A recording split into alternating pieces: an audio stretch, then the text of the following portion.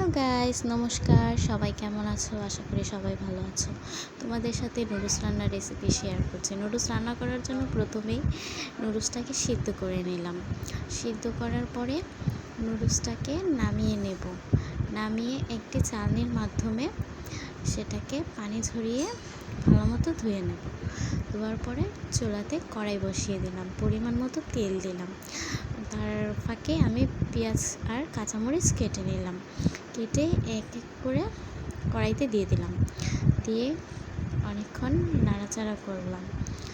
বাইরে খুব বৃষ্টি হচ্ছিল, সে ফাঁকে একটু নুডলস রান্না করলাম, এই আর কি। তারপর পেঁয়াজটা ভাজা হওয়ার পরে নুডলসগুলোকে দিয়ে দিলাম। নুডলস কম বেশি সবারই পছন্দের খাবার, সবাই পারো। তারপর আমি একটু আমার ফাঁকিবাজি রান্নাটা তোমাদের সাথে শেয়ার করছি, এতটুকুই। তারপরে মশলা, ম্যাগি মশলা দিয়ে দিলাম। দিয়ে সবগুলোকে ভালো মতো মিশিয়ে নিলাম। মিশিয়ে নেওয়ার পরে এই তো হয়ে গেল। তারপর ডিম সিদ্ধ করে সেগুলোকে উপরে দিয়ে একটু সাজিয়ে নিলাম। সবাই লাইক কমেন্ট শেয়ার করে পাশে থেকেও ধন্যবাদ।